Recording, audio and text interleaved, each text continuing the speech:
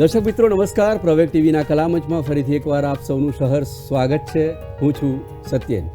મિત્રો, આપ સૌ જાણો છો કે ગુજરાતના કલા ક્ષેત્રના, સાહિત્ય ક્ષેત્રના જાણીતા મહાનુભાવોને, સર્જકોને માણવાનો અને એમની સર્જન પ્રક્રિયાને જાણવાનો એક નવતર ઉપક્રમ એટલે પ્રવેગ ટીવીનું કલામંચ. અને આજે કલામંચના આંગણે ઉપસ્થિત છે ગુજરાતના જાણીતા કવિ, ગઝલકાર અને પત્રકાર જીગર ઠક્કર.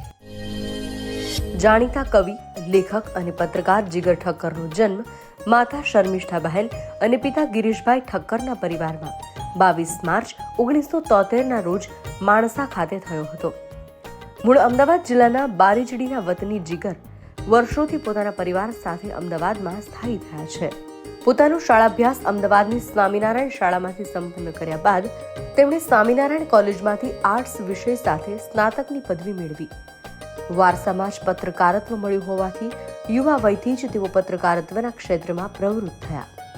તોફાની તાંડવ અખબારના તંત્રી તરીકે જીગર પોતાની સેવાઓ આપી રહ્યા છે. સાથે જ કવિ અને ગઝલકાર જીગર ઠક્કરની રચનાઓ અનેક ગુજરાતી અખબાર અને સામાયિકોમાં પ્રકાશિત થતી આવી છે. કવિ સંમેલનો અને જાહેર કાર્યક્રમોમાં ઉદ્ઘોષક અને કવિ તરીકે તેમની રજૂઆતને ભાવકોએ હંમેશા ખૂબ ભાવથી વધાવી છે. તેમના દ્વારા સંચાલિત તોફાની તાંડવ સાહિત્યિક પરિવારના ઉપક્રમે નવા સર્જકોને પ્લેટફોર્મ પૂરું પાડવા માટે 300 કરતાં વધુ કવિ સંમેલનો અને મુશાયરાઓનું આયોજન કરવામાં આવ્યું છે.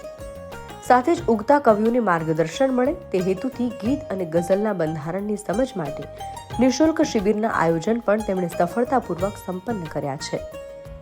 અમદાવાદ ખાતે 152 જેટલા નામાંકિત અને નવોદિત કવિઓના સમન્વય સાથે સતત 13 કલાકથી વધુ સમય સુધી ચાલેલ મેરેથોન કવિ સંમેલનનું સફળ આયોજન એ તેમની વિશેષ ઉપલબ્ધિ છે.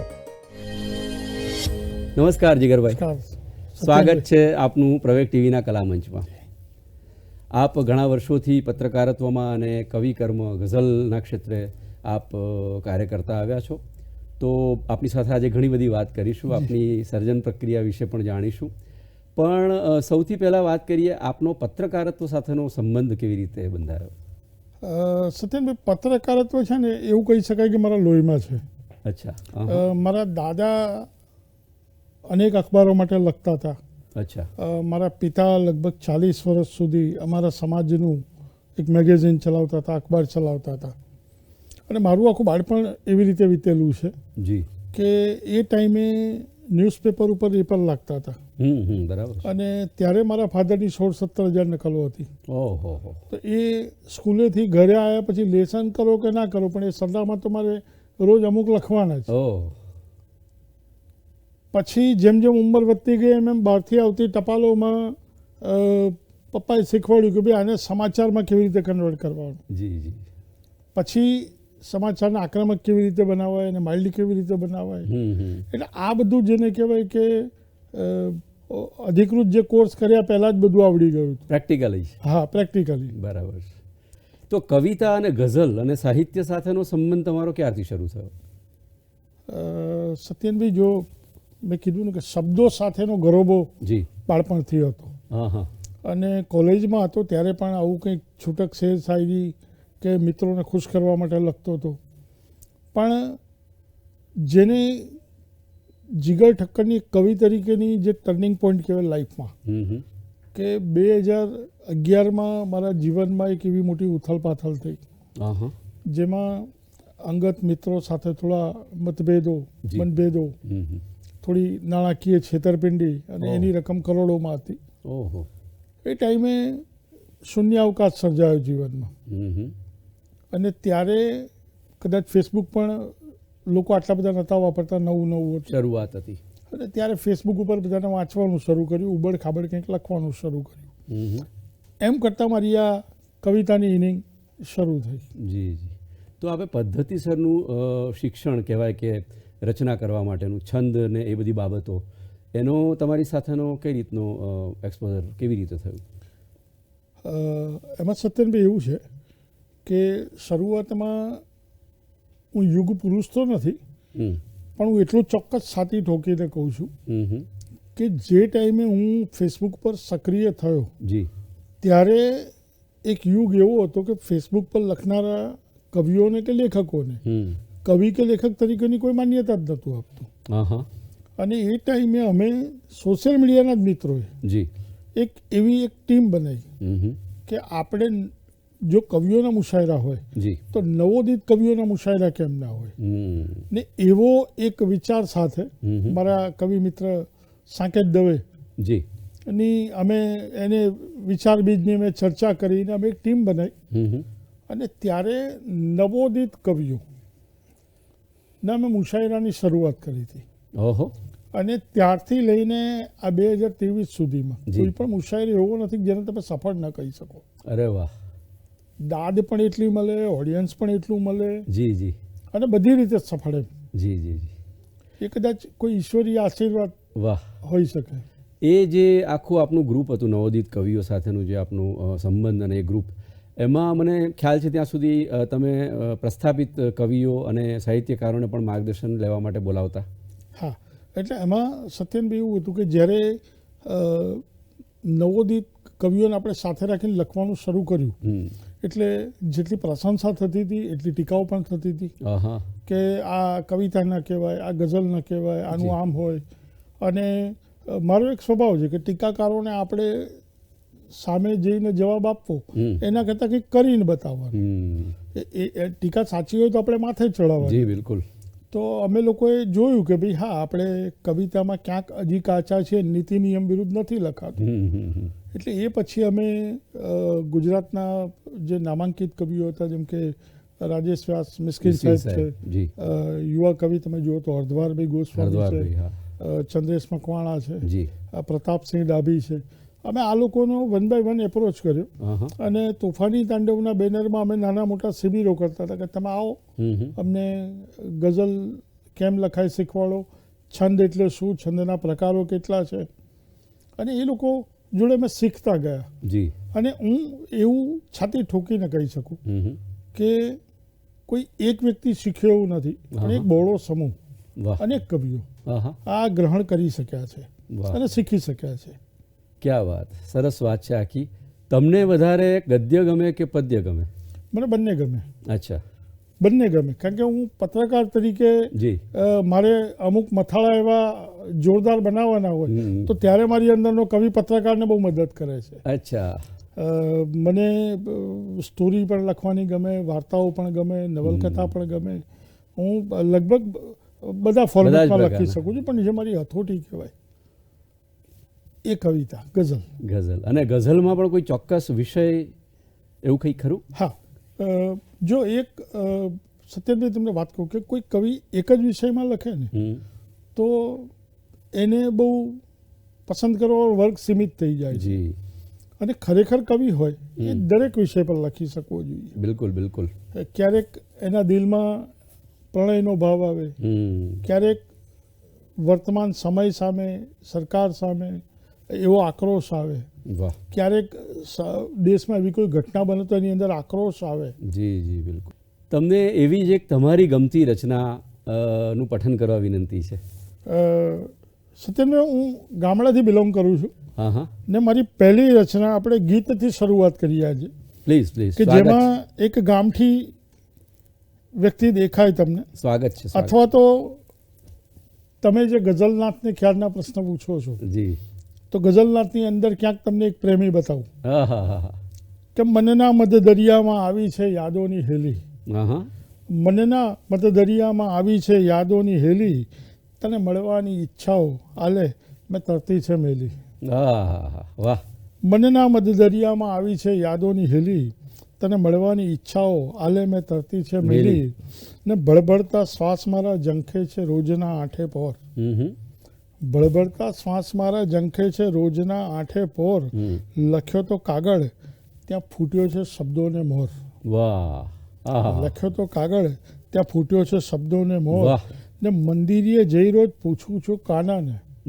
સત્યનભાઈ, મંદિરે જઈ રોજ પૂછું છું કાનાને, બોલો ને કે દાડે આવશે પેલી. મનના મત દરિયામાં આવી છે યાદોની હેલી, તને મળવાની ઈચ્છાઓ આલે મેં તરતી છે મેલી. વાહ, ક્યાં વાત. બસ. ને હું જ તને ચાહું કે તુંય મને ચાહે, ખુલ્લી કરો આજ વાતો. હું તને ચાહું કે તુંય મને ચાહે, ખુલ્લી કરો આજ વાતો, જાગી જાગીને હું જાગ્યો છું એટલો કે રડતી રહી છે રાતો. જી જી. જાગી જાગીને હું જાગ્યો છું એટલો કે રડતી રહી છે રાતો. હા હા હા. ચાહી ચાહી તને ચાહી છે એવી કે ચાહત પણ થઈ ગઈ છે ગેલી. વાહ વાહ ચાહી ચાહીને તને ચાહી છે એવી કે ચાહત પણ થઈ ગઈ છે ગેલી. વાહ. મનના મધ દરિયામાં આવી છે યાદોની હેલી.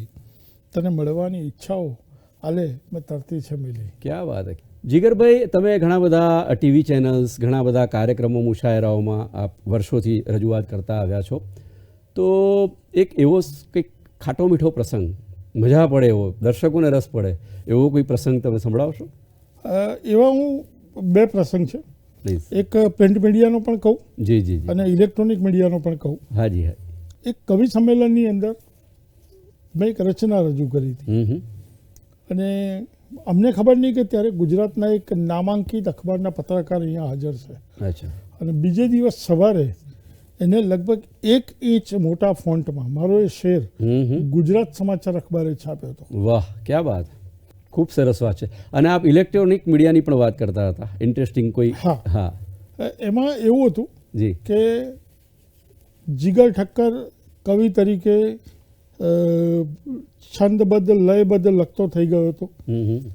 પણ જીગર ઠક્કરે પોતાની જાતને બહુ જાહેર પ્રસ્થાપિત નહીં કરી હતી અને એક નામાંકિત ટીવી ચેનલ એટલે કે સંદેશ ટીવી ચેનલ માં પુલવામાની ઘટના બની, હુમલો થયો, ત્યારે એક કવિ સંમેલનનું આયોજન કર્યું હતું.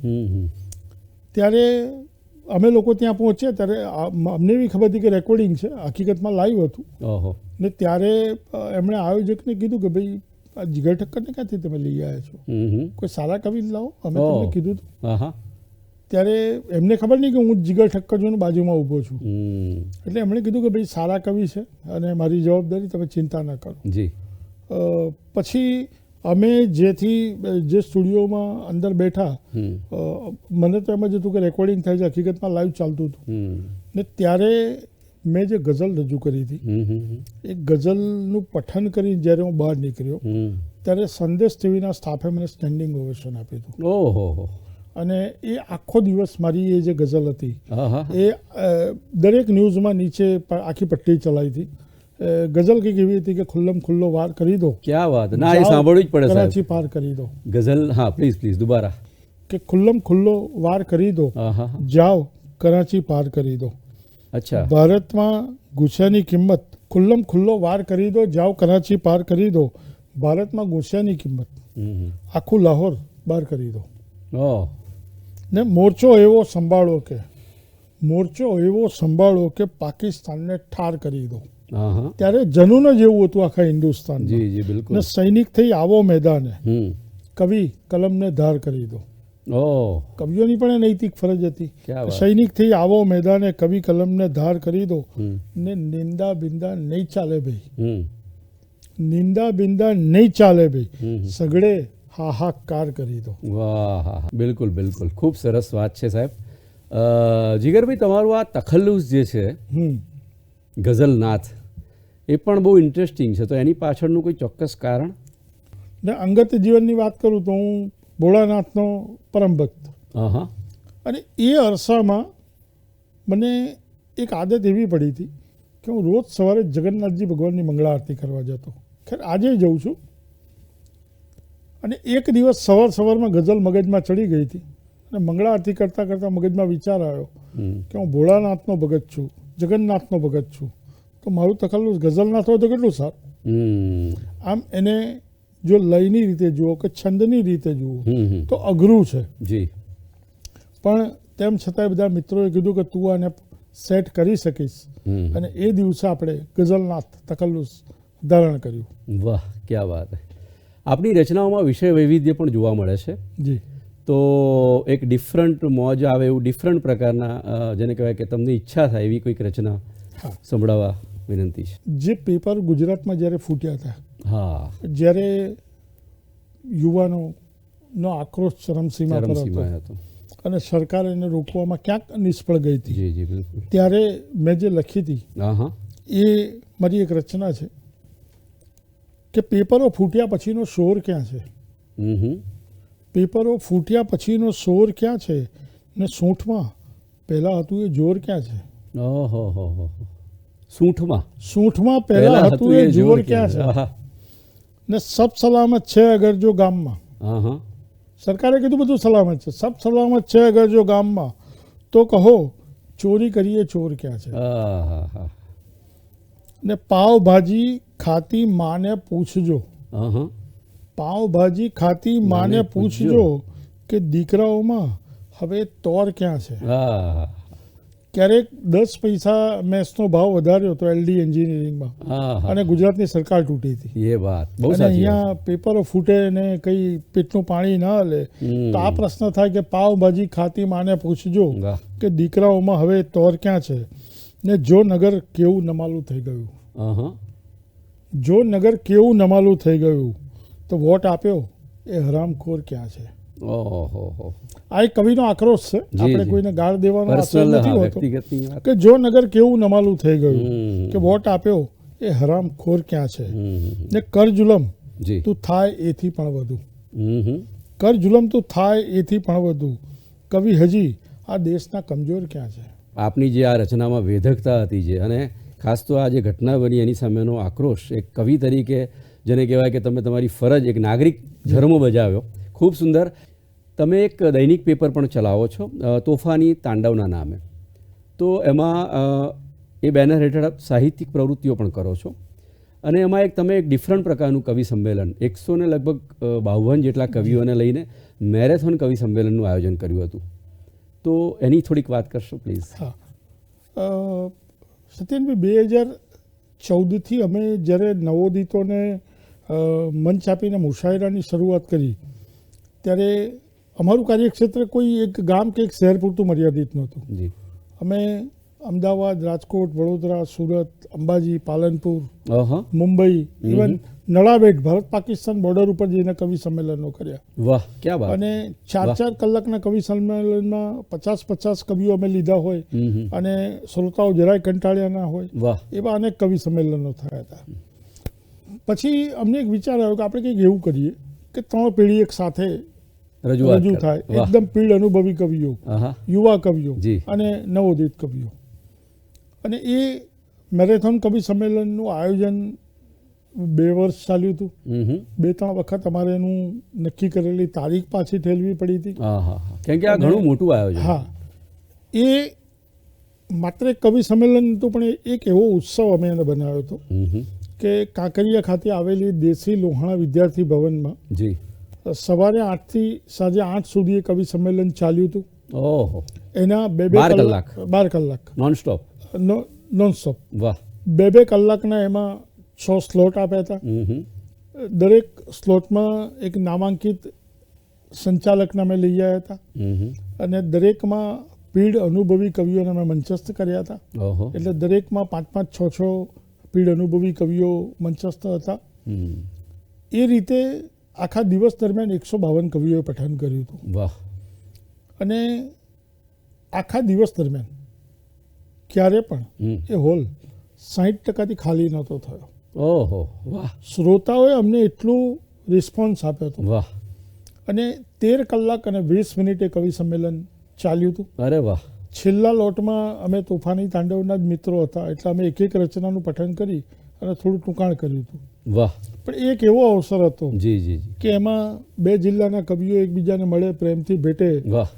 એ લોકોને જમવાના ટાઈમે જમવાનું, ચાના ટાઈમે ચા, નાસ્તાના ટાઈમે નાસ્તો, બપોરે જ્યુસ કે એવું કંઈ, અને બહારથી આવેલા કવિઓને આરામ કરવાની પણ ત્યાં વ્યવસ્થા આપણે રાખી. ક્યાં વાત. વાહ. બધી જ સગવડ સાથે. તો આટલું મોટું જેને કહેવાય કે આ આખો નવતર અભિગમ અને બહુ જ મોટો ઇવેન્ટ કવિ સંમેલનનો મેરેથોન, એની સફળતા પણ અદ્ભુત મળી આ આખા. અદ્ભુત. તો એની એ પછી તમને શું ફિલિંગ, લાગણી શું થઈ? ફિલિંગ કંઈ નહીં, કે બસ એ બીજે દિવસે આપણે એમ કે હજી આનાથી મોટું કંઈક કરીશું. હા હા. નહીં પણ સંતોષ તો હા, ના, એટલે ઉડવાનું નહીં હવામાં, જમીન પર જ ચાલવાનું. કે આપણે જે કંઈ કર્યું હતું ટીમવર્કનું પ્રતાપ હતો. જી જી. હું મારી જાતને એટલો નસીબદાર માનું છું કે ભાઈ મારી ટીમ મજબૂત હતી, તો કેપ્ટન તરીકેનો મને શ્રેય મળ્યો. વાહ, ક્યાં વાત. પણ મહેનત તો બધાની હશે તો જ જી, આપણે બિલકુલ. સફળ થયા આવીશું. તોફાની તાંડવ જે નામ છે એ પણ એક રસપ્રદ નામ છે, આખું અલગ પ્રકારનું હા. નામ છે. તો એની પાછળની શું બાબત છે? સત્યનભાઈ, જ્યારે આપણે દૈનિક પેપર માગવા માટે દિલ્હી એપ્લાય કરો હા હા ત્યારે એક સાહિત્યકાર તરીકે મેં બહુ સારા સારા નામો માગેલા, પણ 3-4 વખત એ લોકોએ મારું નામ રિજેક્ટ કર્યું હતું.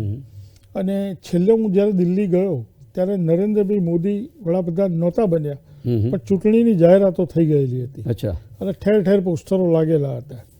ત્યારે એક આક્રોશ સાથે દિલ્હી જઈને કીધું હતું કે હવે તમે કોઈ એવા નામ માગો. ત્યારે એણે કીધું હતું કે હવે કંઈક તોફાની આવતું હોય એવું માગો, વાંધો નહીં આવે.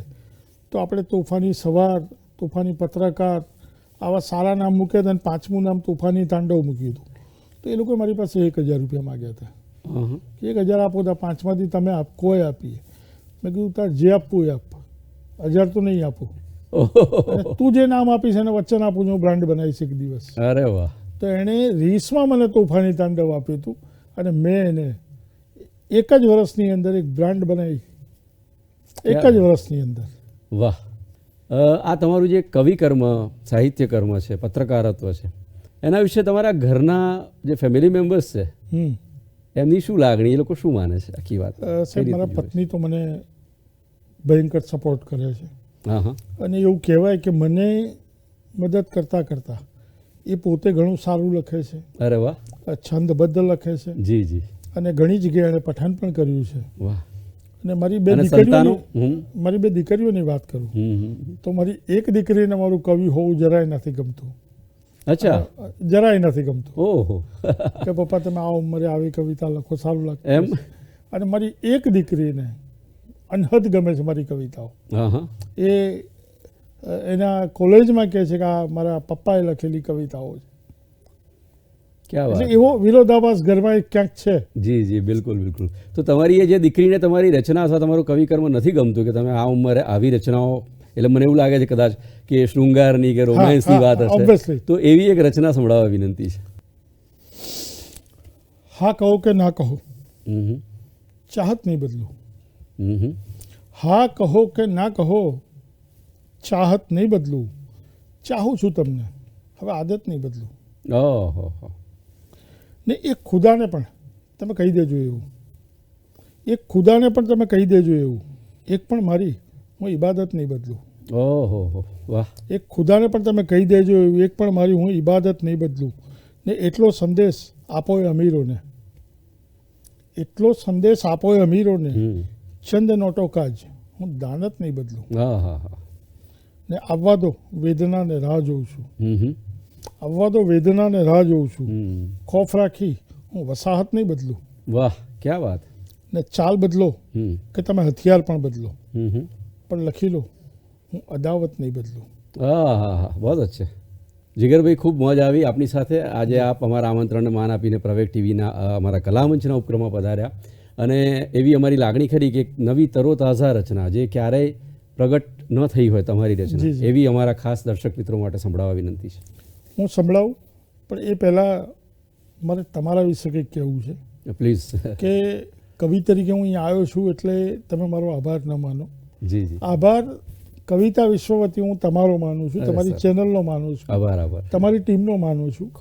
કે આજે બહુ ઓછા માધ્યમ છે જી કે જે કવિતાને રજૂ કરવા માટે મળી રહ્યા છે, ને તમે કવિઓને માનભેર બોલાવો છો, આટલું જે મહત્વ આપો છો, એ કવિતા વિશ્વ તરફથી હું તમને વંદન કરું છું અને તમારો આભાર વ્યક્ત કરું છું.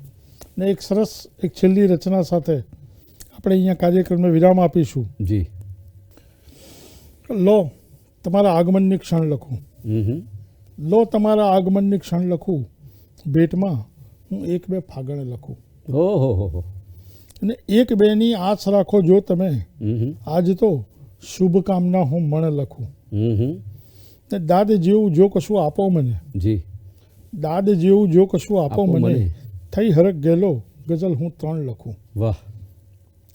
ના શેર સાંભળજો સત્યનભાઈ. જો પટોળું પણ તમે માગો સનમ, જો પટોળું પણ તમે માગો સનમ, તો તમારા નામ પર પાટણ લખું. અરે વાહ, બહુ અચ્છા. જો પટોળું પણ તમે માગો સનમ, તો તમારા નામ પર પાટણ લખું. ને મોં મીઠું કરવા તમારું શું કરું, મોં મીઠું કરવા તમારું શું કરું, લો દહીં સાકર અને માખણ લખું. વાહ. ને રૂપના રાણી લખું તમને, અને રૂપના રાણી લખું તમને અને ખુદ મને હું પ્રેમનો માગણ લખું. આહાહા, બહુ જ છે. રૂપના રાણી લખું તમને તમને અને અને ખુદ મને હું પ્રેમનો માગણ માગણ લખું, લખું. વાહ. ને અંતિમ શેર છે કે સ્વાગત. છે હજી શ્રદ્ધા હમ. સોનલ નામ પર.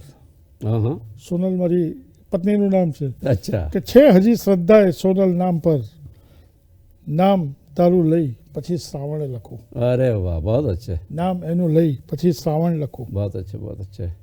ખૂબ સરસ સાહેબ, ખૂબ રોમાંસ તમારી આખી આ રચનામાં જે છલકાય છે. અને આજે ખાસ ફરીથી એકવાર આપનો આભાર કે અમારા આમંત્રણને માન આપીને આપ પ્રવેગ ટીવીમાં પધાર્યા. ખૂબ ખૂબ આભાર. Thank you. દર્શક મિત્રો, આજે આપ માણી રહ્યા હતા ગુજરાતના જાણીતા કવિ અને ગઝલકાર જીગર ઠક્કરને. આવા જ બીજા સર્જકોને માણતા રહીશું. જોતા રહેશો પ્રવેગ ટીવી કલામંચ.